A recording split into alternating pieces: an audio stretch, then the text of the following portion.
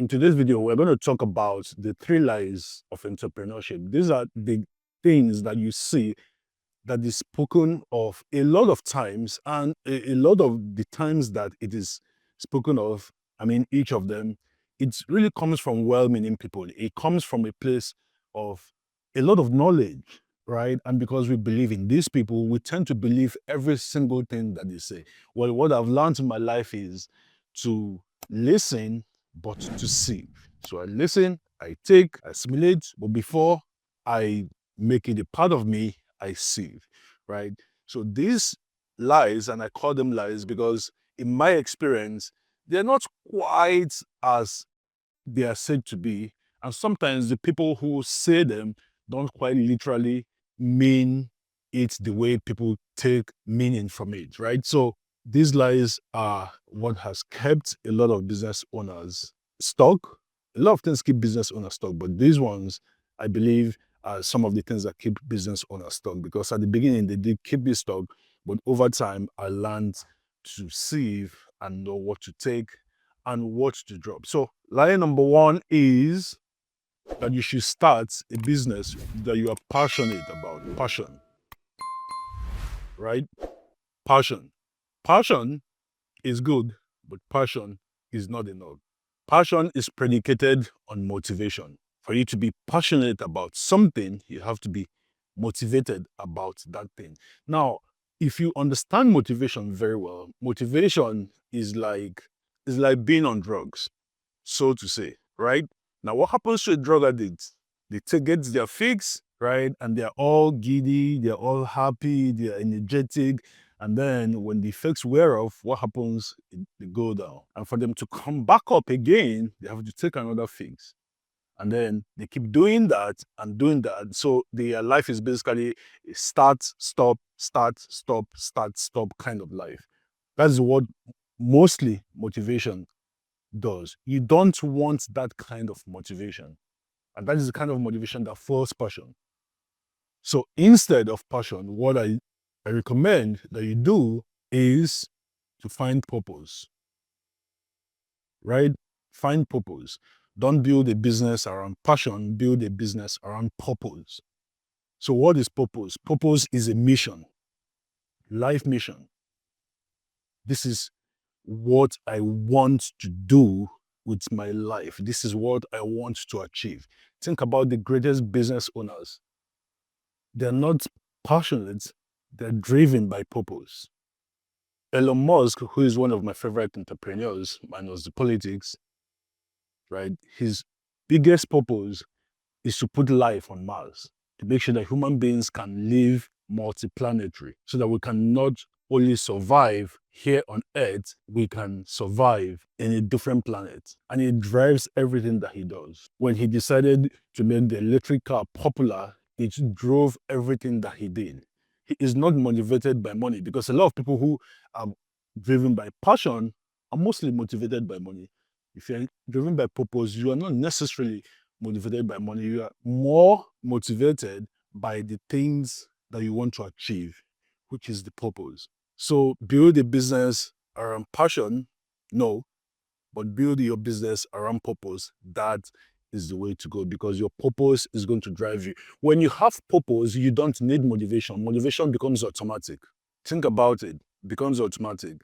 I saw a video once and there was a terrible accident, and a car had overturned, and the parts of the car was resting on this man's leg. He had been in that accident with his wife.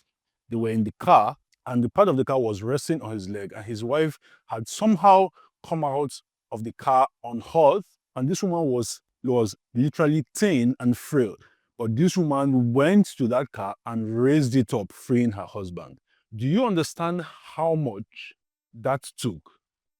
Now, minus the accident, sans all of the issues that were involved in that particular time, if you asked her to lift that car, she probably wouldn't be able to lift it. But at that point in time, her purpose was to rescue her husband and have him live so that he wouldn't die. So the motivation was automatic. That's what purpose does. So when you have purpose, your purpose is a mission. Your purpose is the why, the reason why you are doing something. With purpose, motivation becomes instant. All right. So, number two is if you do what you love, right? You love what you do. If you do what you love, then you will never work any other day in your entire life. That's not true because it doesn't matter whether you love your work or you hate your work, you are definitely going to work. End of story. So, what I would suggest and what I've learned is to love the work that I do, right?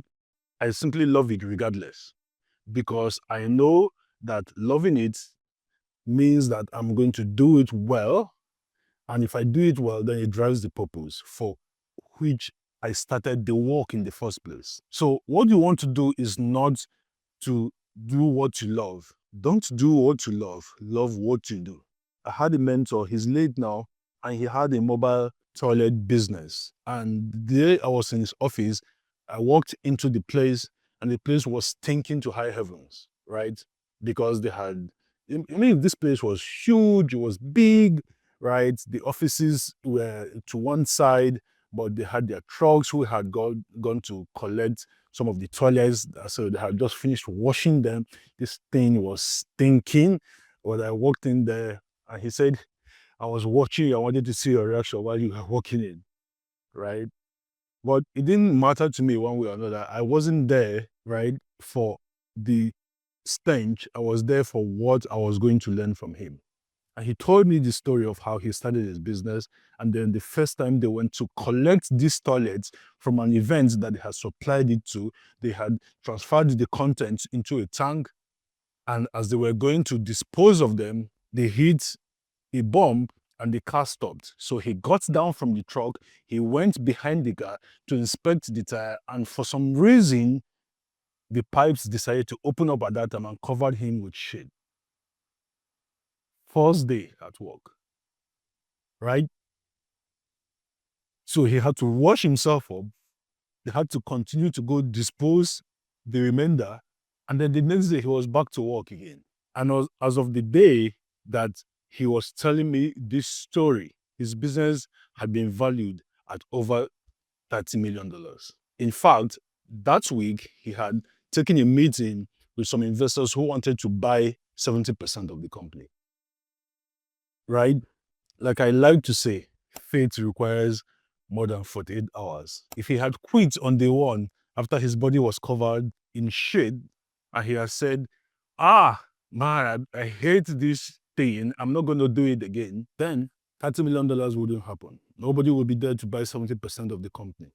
All I was saying wouldn't have happened. So it's not about doing what you love, it's about loving what you do because you can love anything. You can't do everything you love, but you can love everything that you do. It's will. Win is what is important. You can love anything. And how do you love anything? You figure out how to attach it to purpose, right? You figure out how to attach it to this. How does doing this thing save the world? So let's say you're doing something mundane. Let's say you're a forex trader, right? You're basically gambling, betting, speculating on market shifts and market prices for currencies, right? I mean, it doesn't inspire a lot of purpose, right? But remember, you're doing it to pay bills, you're doing it to put your kids in school, you're doing it to give your family and yourself a better life. That is purpose too. But if you even want a higher calling, a higher purpose, then you have to figure out how to take that and use it to make the world even better. So now, instead of just trading for yourself, now you can teach other people for free how to do the same thing. So you transfer your knowledge into people. And believe me, that is one way to love what you do, right? You could take the proceeds that you get from this and start an NGO on the side and use it to feed the hungry, the defenseless, the poor-stricken in your locality, in your community, in your state, in your country. In fact, you could grow your business to become a hedge fund, right? And start a charity that helps people across the world. Now you have taken that mundane thing and turned it to something spectacular. So you can love what you do regardless of what it is. The important thing is for you to be able to have a purpose attached to it. Okay? So number three, which is the last one, is that the best boss you can be is the boss of yourself. You know, we have this thing about entrepreneurship. You say, I want to be my own boss. So I want to be my own boss. I don't want anybody to lord it over me, to tell me what to do, what to say, what to wear, how to go, when to come. That is one of the primary reasons why a lot of people get into entrepreneurship. But wanting to be your own boss alone is not enough. That desire, sometimes is even a lie. Sometimes some people don't even need to be their own boss. And in any case, doesn't matter whether you work for someone or you start your own business, you cannot be your own boss. You know why? Because when you work for someone, you have one boss, maybe a couple of bosses up the chain. But if you're an entrepreneur, you have so many bosses, right? Your vendors are your bosses. So your vendors, right? Your vendors are your bosses. Your clients are your bosses. Your community are your bosses. They are your bosses, right? Then the freaking entire world are your bosses. Right now, there's a scandal going on, right? Couple was caught at a Coldplay concert and they're married to different people, but they were found, being cozy. And this guy is the CEO of of an AI company, right? And now he's had to apologize. He's had to write a letter addressing the issue. His wife has removed his surname from her name. The whole other things have fallen out. Now, imagine if this guy was saying, oh, I don't have a boss, I'm the boss of myself. But now the entire world is his boss because everybody is on his LinkedIn page, his Facebook page, his wife's Facebook page, and they're commenting and they're putting pictures and they're saying a lot of things. And his board is now telling him, dude, maybe you should resign because we don't want this blowback on you to reflect on the company itself. So, as a business owner, the idea that you don't have a boss is a lie. You have a shit ton of bosses. The world has a population of about 7 billion people. If your business is that big, you have 7 billion bosses. It is what it is. You have far more bosses as an entrepreneur than you have as someone who works. So don't ever get into your head that starting a business means that you are free from having a boss. Because these bosses, they will ask for far more than any other kind of boss is going to ask for. All right. So I want you to have these 3 lies in mind as you wake up every day, you start your business, you start your work, have it in mind.